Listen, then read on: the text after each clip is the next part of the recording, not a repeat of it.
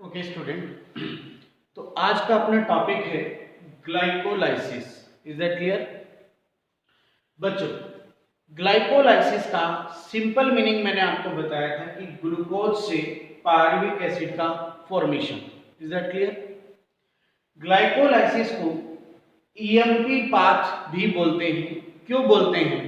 क्योंकि एम्बेडन, मेयरहॉफ और पार्नास ने इसकी स्टडी की थी, इसलिए इसको ईएमपी पाथवे कहते हैं। Is that clear? ग्लाइकोलाइसिस बच्चों कॉमन साइकिल है, ग्लूकोज मेटाबॉलिज्म का कॉमन पाथ है, ग्लूकोज मेटाबॉलिज्म का एरोबिक सेल के लिए भी और एनएरोबिक सेल के लिए भी, दोनों के लिए। यानी अगर आपको ग्लूकोज मेटाबॉलिज्म करना है तो ग्लाइकोलाइसिस करना ही होगा, है ना? तो ये कॉमन है एरोबिक के लिए भी और एनॉर्बिक के लिए भी, ये कॉमन प्रोसेस रहेगी। यानी ग्लाइकोलाइसिस पहला स्टेप है, ये करना ही पड़ेगा। Is it clear? इसके अलावा ग्लाइकोलाइसिस साइटोप्लाज्म में होता है ना? तो ये ग्लाइकोलाइसिस एनॉर्बिक कंडीशन में ही हो रहा है। Is that clear? अब इसके स्टेप देखते हैं। ग्लाइकोलाइसिस टोटल 10 स्टेप की रिएक्शन है बेटा। कितने स्टेप की रिएक्शन है? 10 स्टेप की रिएक्शन। ठीक है, 1 2 3 4 5 6 7 8 9 और 10 स्टेप की reaction. Start from glucose and end product is pyruvic acid. Is that clear? Second, glycolysis में no CO2 release and no oxygen use. इसमें ना ही तो CO2 रिलीज होती है और ना ही ऑक्सीजन यूज होती है। बात समझ आई बच्चों आपको एकदम अच्छे से?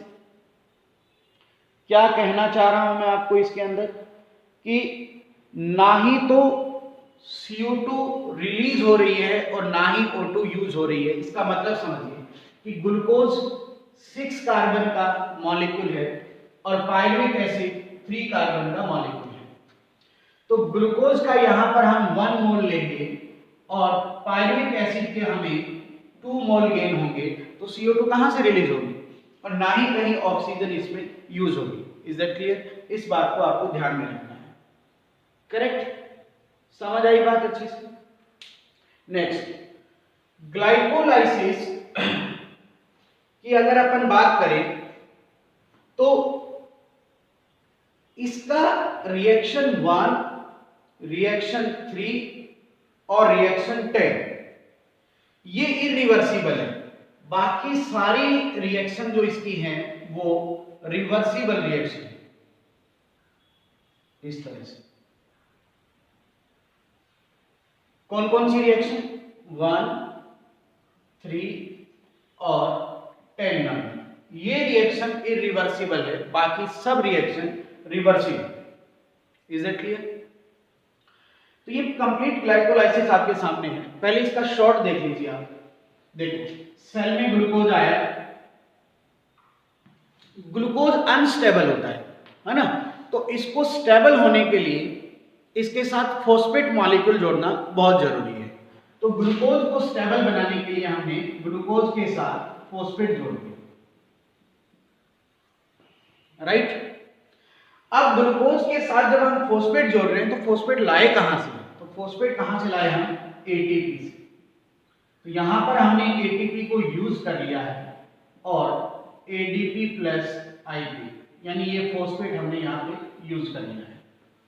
तो आप देख रहे हैं कि यहां पर एक ATP मॉलिक्यूल यूज हो गया है। Is that clear? दूसरी बात बच्चों, जहां भी ATP यूज हो रही है या ATP गेन हो रही है, वहां पर एक एंजाइम काम आता है, उसका नाम है काइनेज। आप अपने दिमाग में बिठा लो जब रेस्पिरेशन पढ़ रहे हो, जहां ATP का कोई मामला है तो वहां पे एंजाइम क्या होगा? काइनेज। अब ये काइनेज 6 कार्बन की सुगर के साथ फॉस्फेट जोड़ रहा है, तो 6 कार्बन की सुगर को बोलते हैं हेक्सो। हेक्सा मतलब 6 होता है ना, तो इस एंजाइम का नाम हो गया हेक्सोकाइनेज। बताओ समझ आया एकदम अच्छे से? तो बताओ पहला स्टेप क्लियर है आपको? ये यहां तक, है ना। और काइनेज एंजाइम का एक्टिवेटर कोफैक्टर ऑलवेज क्या होता है, Mg+2। मैंने बताया था ना कोफैक्टर्स होते हैं जो एंजाइम को एक्टिवेट करते हैं। तो ये भी अपने माइंड में बिठा लो कि काइनेज का एक्टिवेटर कौन होगा, Mg+2 होगा। करेक्ट, समझ आ गया। तो पहला स्टेप आपको ये समझ आया। इसके बाद हम ग्लूकोज से बनाएंगे फ्रक्टोज 6-फॉस्फेट। अब देखो ग्लूकोज कितने कार्बन का, 6 कार्बन का। फ्रक्टोज कितने कार्बन का, 6 कार्बन का। तो ये दोनों एक दूसरे के आइसोमर हैं। तो 6 कार्बन से आप 6 कार्बन का मॉलिक्यूल बना रहे हैं, तो ये आइसोमर मॉलिक्यूल है ना, केमिस्ट्री में पढ़ा है आपने। तो यहां पर एंजाइम क्या होगा, आइसोमेरेज।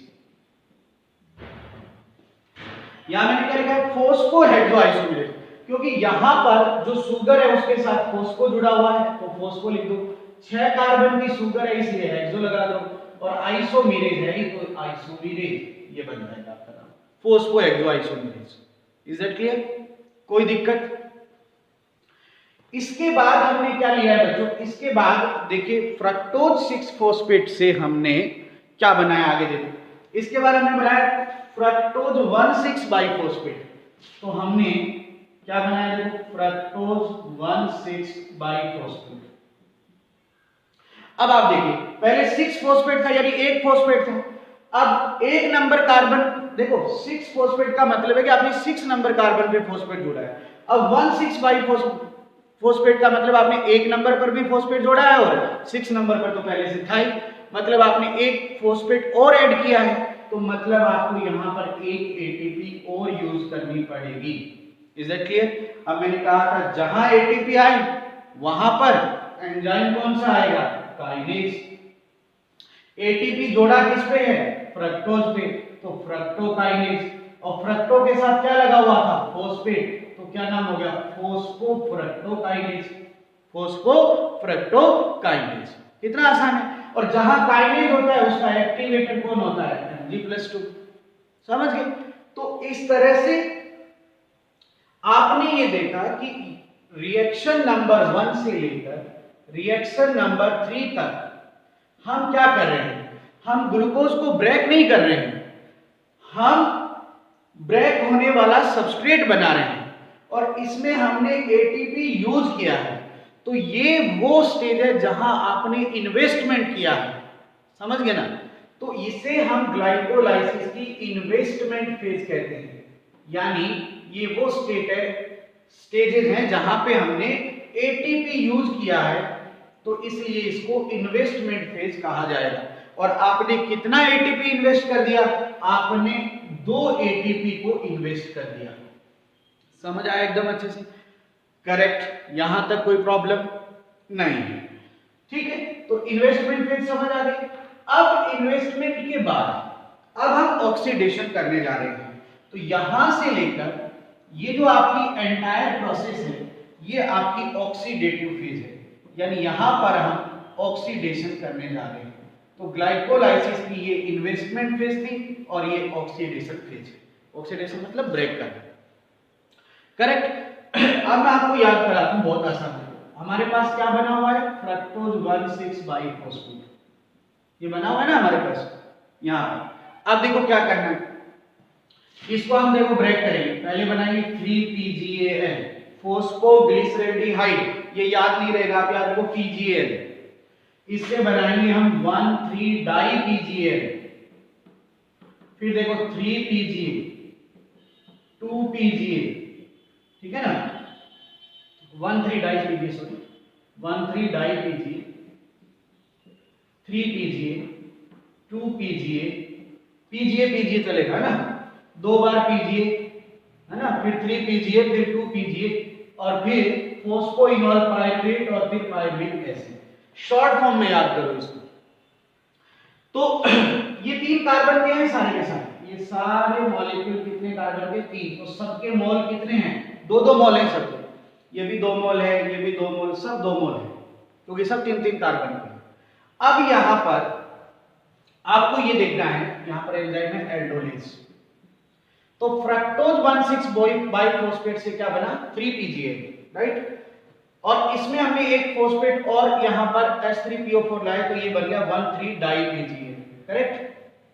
अब देखो ये फॉस्फोग्लिसरेल्डिहाइड है और ये फॉस्फोग्लिसरिक एसिड है, ध्यान रखना, दैट इज फॉस्फोग्लिसरेल्डिहाइड और ये फॉस्फोग्लिसरिक एसिड है।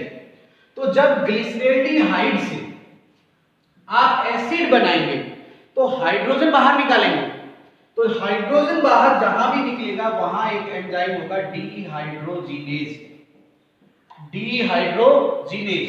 तो अब आप देखिए जरा, NAD के साथ हम हाइड्रोजन जो बाहर निकलेगा वो जुड़ेगा तो ये NADH2 बन जाएगा, इज दैट क्लियर?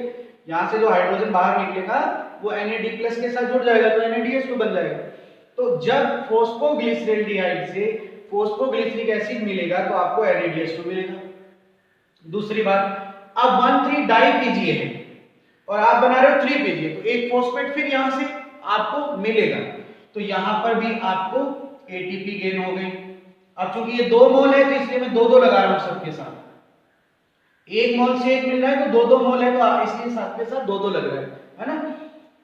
अब एंजाइम याद करो, देखो ATP जहां निकलेगी वहां काइनेज आएगा, श्योर।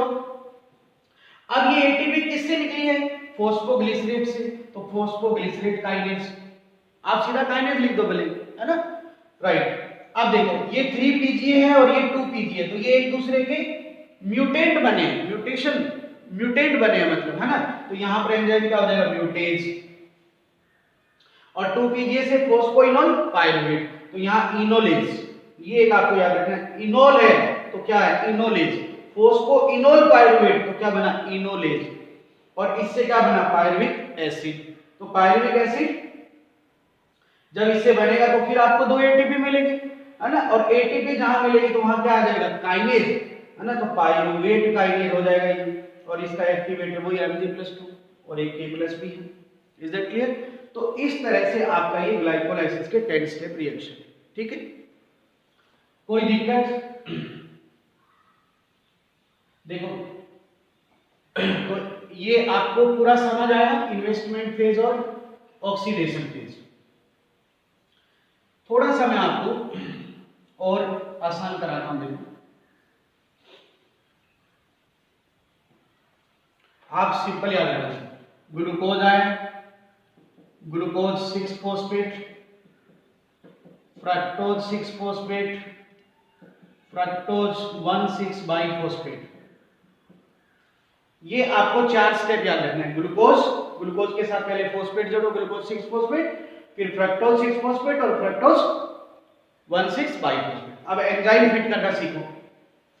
यहां पर ATP यूज हो रही है, यो एरो लगा के भी ATP यूज हो रही है, तो एंजाइम क्या आएगा? काइनेज। अब 6 कार्बन की शुगर है, इसलिए नाम लग जाएगा हेक्सोकाइनेज। फिर ये ग्लूकोज भी 6 कार्बन का है, फ्रक्टोज भी 6 कार्बन का है, तो ये आइसोमर बन रहा है, तो इसलिए इसको लिख दो आइसोमेरेज, है ना, राइट, आइसोमेरेज। और 6 कार्बन की शुगर का बन रहा है, इसलिए लिख दो हेक्सोआइसोमेरेज, है ना। अब ये फॉस्फेट एक जुड़ा था, अब एक फॉस्फेट एडिशनल जोड़ा है, तो एक ATP और यूज कर लो, ठीक है। और यहां पर क्या आ जाएगा? ATP है तो इसलिए क्या आ जाएगा? काइनेज। किस मॉलिक्यूल के साथ आपने ATP यूज किया है? फ्रक्टोज के साथ, तो फ्रक्टोकाइनेज। और फ्रक्टोज क्या सीधा था? नहीं, फॉस्फेट था इसके साथ, तो क्या लग जाएगा? फॉस्फोफ्रक्टोकाइनेज। एक मैं आपको बात बता देता हूं, क्योंकि इसी के बाद ये सबस्ट्रेट बनेगा तभी ऑक्सीडेशन स्टार्ट होगा। तो एक क्वेश्चन आता है कि ग्लाइकोलाइसिस का की एंजाइम बताइए, ग्लाइकोलाइसिस को रन करने वाला एंजाइम बताइए। तो रन करने वाला एंजाइम या की एंजाइम ग्लाइकोलाइसिस का कौन सा है? फॉस्फोफ्रक्टोकाइनेज है, क्योंकि इसकी रिएक्शन के बाद ही ऑक्सीडेशन स्टार्ट होगा। समझ आ गया? की फेज की एंजाइम है, ग्लाइकोलाइसिस को आगे ऑक्सीडेशन करवाने वाला एंजाइम है, राइट। अब देखो इसके बाद यहां पर बन जाएगा हमारे पास, अब सीधा वो स्टार्ट करो, PGAL फॉस्फोग्लिसरेल्डिहाइड 1,3-डाई PGAL, फिर क्या आ जाएगा बेटा? 1,3-डाई PGA,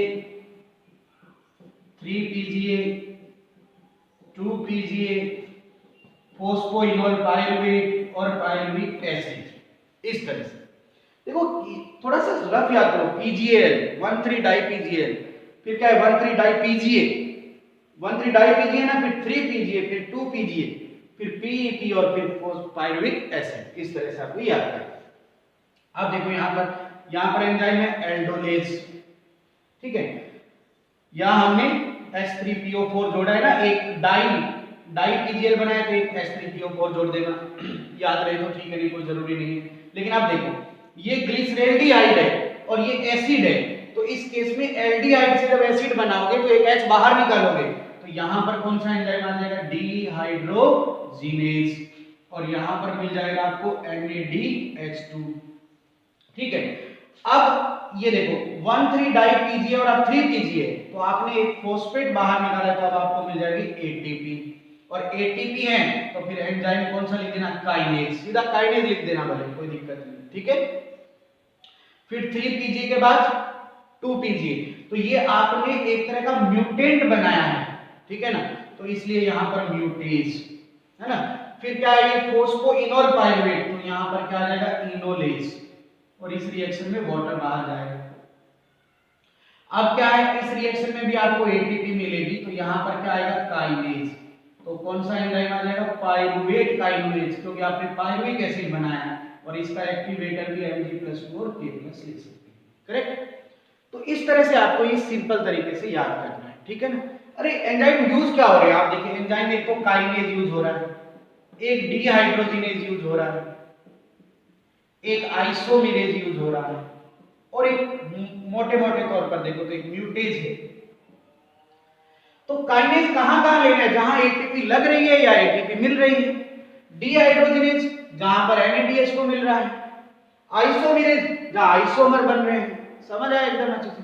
ये इनोलेज तो याद रही रहेगा क्योंकि इनोल पायरुवेट है, तो यहां पर इनोलेज होगा, है ना, बात समझ आ गई एकदम अच्छे से।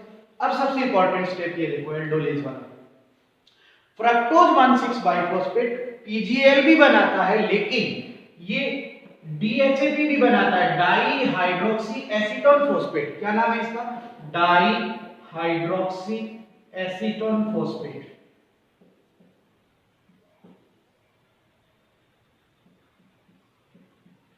ये भी 3 कार्बन का है, और अगर फ्रक्टोज ने इसको बनाया है तो ये वापस पीजीएल बना देगा, बात तो वही है, ये इंटरचेंजेबल है, पीजीएल ये बना या ये पीजीएल बना, राइट। समझ आ गया एकदम अच्छे से, ठीक है। तो ये एक स्टेप आपको और ध्यान रखना है, ठीक है। कोई डाउट किसी तरह का, तो ये आपको मैंने 10 स्टेप का ग्लाइकोलाइसिस पूरा कराया है। तो ग्लाइकोलाइसिस साइटोप्लाज्म में होता है, कॉमन पाथवे है एरोबिक सेल और एनारोबिक सेल के लिए।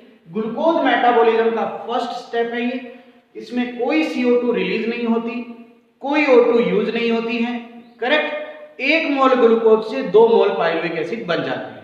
अब थोड़ा इसका ग्लाइकोलाइसिस का एनर्जी डिटेल देख लीजिए, राइट। अब ग्लाइकोलाइसिस में क्या हुआ कि आप ये देखिए कि एटीपी कितना गेन हुआ, कितना एटीपी यूज हुआ है, और NADH2 कितना मिला है। ये 3 पार्ट्स में आप इसको रख लीजिए। हमने देखा कि ग्लाइकोलाइसिस में 2 एटीपी यूज हुआ, एटीपी गेन कितना हुआ, 4, राइट, और NADH2 कितना मिला हमें, 2, करेक्ट। नाउ अगर हम इस NADH2 को, अगर एरोबिक सेल क्या है, एरोबिक सेल मान के चल रहे, तो ये NADH2 ETS में जाएगा, और 2 NADH2 अगर ETS में जाते हैं तो कितनी एटीपी बनाएंगे, 6 एटीपी बनाएंगे, क्योंकि 1 NADH2 क्या होता है, 3 एटीपी होता है ना। तो टोटल अगर देखा जाए तो हमारे पास 10 एटीपी बनी है, यानी ये 6 जोड़ लेता हूं, और 2 एटीपी यूज हुई है, तो नेट गेन हमें कितना मिल गया इसका, 10 - 2 = 8 एटीपी। तो 8 एटीपी का नेट गेन हो गया, एनर्जी डिटेल, और ये मानते हुए हो गया कि ये सेल कौन सी है, एरोबिक सेल। तो एरोबिक सेल में ग्लाइकोलाइसिस से कितनी एटीपी मिलेगी, 8 एटीपी मिलेगी, करेक्ट। बात समझ आई, क्योंकि ये NADH2 माइटोकॉन्ड्रिया में जाएगा, ETS में चेक पास होगा, चेक है ना ये, और ये पास होगा तो 6 एटीपी आपको मिल जाएगा, करेक्ट। लेकिन अब अगर मैं बात करूं कि ये सेल एनोर्बिक है, सेल कौन सी है, एनॉर्बिक सेल, एनएरोबिक सेल। तो एनॉर्बिक सेल है तो इसमें आपको वही चीज एटीपी यूज कितना हुआ, एटीपी गेन कितना हुआ और एनएडीएस गेन कितना हुआ, राइट। ग्लाइकोलाइसिस दोनों में होता है ना, एरोबिक सेल में भी होता है और एनॉर्बिक सेल में भी होता है। तो एरोबिक सेल में तो 8 एटीपी देगा, अब देखते हैं एनॉर्बिक सेल में क्या देगा। एटीपी यूज कितना हुआ भाई, 2 शुरू में किया था ना। एटीपी गेन कितना हुआ, 4। NADH2 कितना मिला, 2।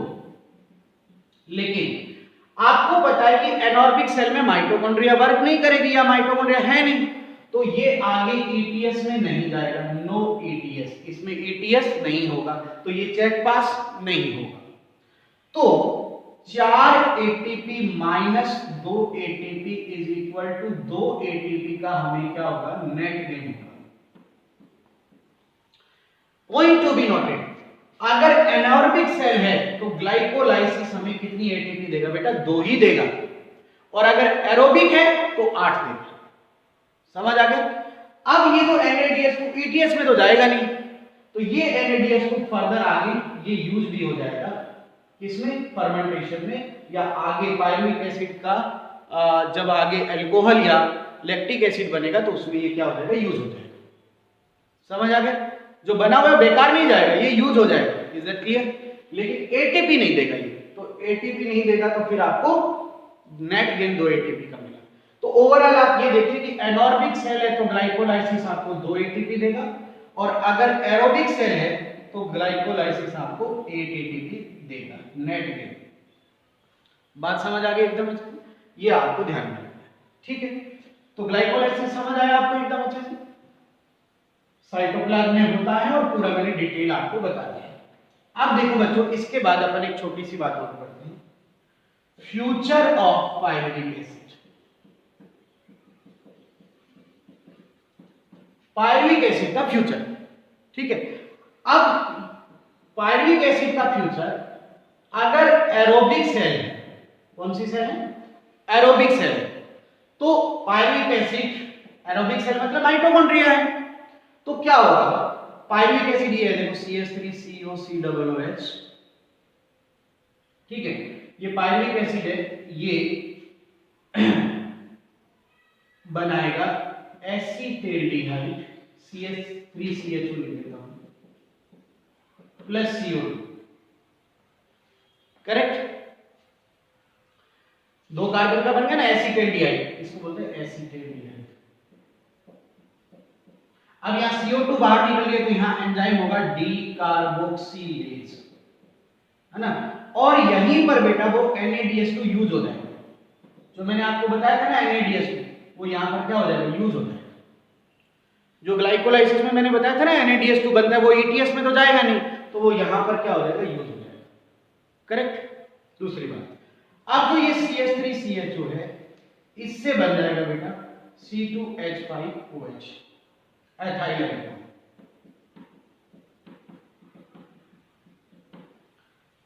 एथाइल अल्कोहल, बात समझ आ गई एकदम अच्छे से।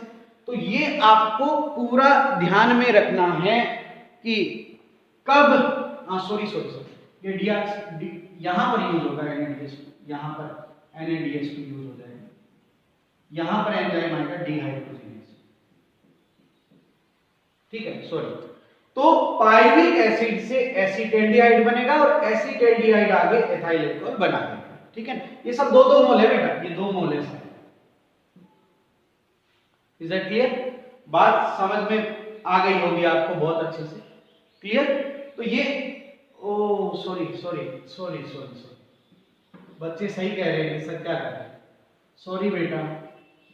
सबसे पहले मैं एनॉर्बिक सेल में फ्यूचर बता, मैं माफी चाहता हूं, ये फ्यूचर किस में बताया जा रहा है, एनॉर्बिक सेल में। ये इसलिए बताया जा रहा है क्योंकि इसमें माइटोकॉन्ड्रिया एब्सेंट है। Is that clear. तो एनॉर्बिक सेल में पायरुविक एसिड क्या बनाएगा, एथाइल अल्कोहल, जो 2 स्टेप में बनेगा। फर्स्ट स्टेप में एसीटेल्डिहाइड और CO2 बनेगा, और सेकंड स्टेप में एसीटेल्डिहाइड से एथाइल अल्कोहल बन जाएगा। आप सीधा लिख सकते हैं कि पायरुविक एसिड से एथाइल अल्कोहल बनेगा। ये प्रोसेस यीस्ट करती है और कुछ बैक्टीरिया करते हैं, है ना। तो अल्कोहल बनाने की प्रोसेस कौन करता है भाई, yeast and some bacteria, correct. और ध्यान रखना बेटा, यीस्ट मैक्सिमम 13% एल्कोहल बना सकता है। इससे ज्यादा परसेंट की अगर आपको एल्कोहल बनानी है तो फिर डिस्टिलेशन करना पड़ेगा, उसको डिस्टिलेटेड एल्कोहल बोलेंगे। समझ गए? Is that clear? तो ये एनॉर्बिक सेल में पायरुविक एसिड क्या बना रहा है? एल्कोहल बना रहा है। दूसरी बात बताते हैं, एनॉर्बिक सेल में पायरुविक एसिड NADH2 यूज करते हुए, ठीक है, तो यहां पर डिहाइड्रोजिनेज एंजाइम आएगा, है ना, NADH2 यूज होगा यहां पर, और ये बना देगा lactic acid C3H6O3, lactic acid. Correct. तो एनॉर्बिक सेल में क्या भविष्य हुआ पायरुविक एसिड का? या तो लैक्टिक एसिड बनेगा या अल्कोहल बनेगा, राइट। आप एक बात नोट कर लीजिए कि जब लैक्टिक एसिड बनेगा तो CO2 रिलीज नहीं होगी। ये बहुत बार क्वेश्चन भी पूछा है, इसमें नो CO2 रिलीज, कोई CO2 रिलीज नहीं होगी। अल्कोहल बनने में तो हुई थी ना CO2 रिलीज, लेकिन लैक्टिक एसिड बनने में CO2 रिलीज नहीं होगी। करेक्ट। और ये जो कार्य है, ये लैक्टोबैसिलस बैक्टीरिया या लैक्टिक एसिड बैक्टीरिया भी बोलते हैं इसे, लैक्टिक एसिड बैक्टीरिया। और हमारी व्हाइट मसल में भी, आज सुबह भी मैंने ऑनलाइन क्लास में आपको कराया था कि व्हाइट मसल में भी लैक्टिक एसिड बनता है, जिसका रेगुलेशन आगे कोरी साइकिल करता है। सुबह बताया था ना मैंने आपको ऑनलाइन क्लास में। तो ये एनॉर्बिक सेल के अंदर पायरुविक एसिड का फ्यूचर है। Is that clear? तो जो ग्लाइकोलाइसिस में NADH2 बना था, वो NADH2 यहां पर क्या हो गया? यूज हो गया। ठीक है ना, इस पायरुविक एसिड को रिड्यूस करके। Is that clear?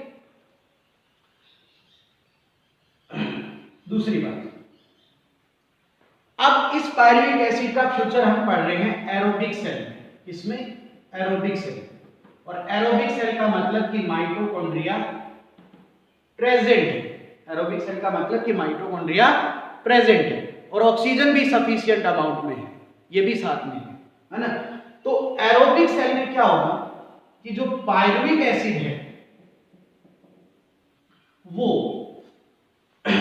एक एंजाइम होगा बेटा, पायरुवेट डिहाइड्रोजिनेज कॉम्प्लेक्स। ये एंजाइम है, इसके कोफैक्टर भी हैं, ठीक है, thiamine pyrophosphate, coenzyme A, lipoic acid, Mg+2, ये इसके कोफैक्टर हैं। तो pyruvic acid, pyruvate dehydrogenase complex और कोफैक्टर, ये कोफैक्टर इसके एक्टिवेटर है, thiamine pyrophosphate, coenzyme A, lipoic acid, Mg+2, इनकी प्रेजेंस में ये पायरुविक एसिड माइटोकॉन्ड्रिया के अंदर ब्रेक होगा और बनाएगा एसिटाइल कोएंजाइम प्लस CO2, है ना। तो ये 2 कार्बन का है और ये 3 कार्बन का है, तो 1 कार्बन ये आपका CO2 के फॉर्म में बाहर जाएगा। Is that clear? अब ये डिहाइड्रोजिनेज कॉम्प्लेक्स है ना, तो इस रिएक्शन में NADH2 भी मिलेगा। क्या मिलेगा इस रिएक्शन में? NADH2 भी मिलेगा। Is that clear? तो आपको रिएक्शन बहुत अच्छे से समझ आई होगी, करेक्ट। तो लिंक रिएक्शन में आपको NADH2 भी गेन होगा। Is that clear? समझ आया एकदम अच्छे से, है ना, क्योंकि यहाँ NAD+ भी है, तो NAD+ किस में कन्वर्ट हो जाएगा? NADH2 में कन्वर्ट हो जाएगा। ये लिंक रिएक्शन है। इस रिएक्शन को लिंक रिएक्शन भी कहते हैं, क्योंकि ये ग्लाइकोलाइसिस और क्रेब्स साइकिल को जोड़ेगी, क्योंकि इसके बाद क्रेब्स साइकिल स्टार्ट हो जाएगा। इसको गेटवे रिएक्शन भी बोलते हैं। क्या बोलते हैं? Gateway reaction. और ये रिएक्शन कहां हो रही है? माइटोकॉन्ड्रिया। बात समझ आ गई?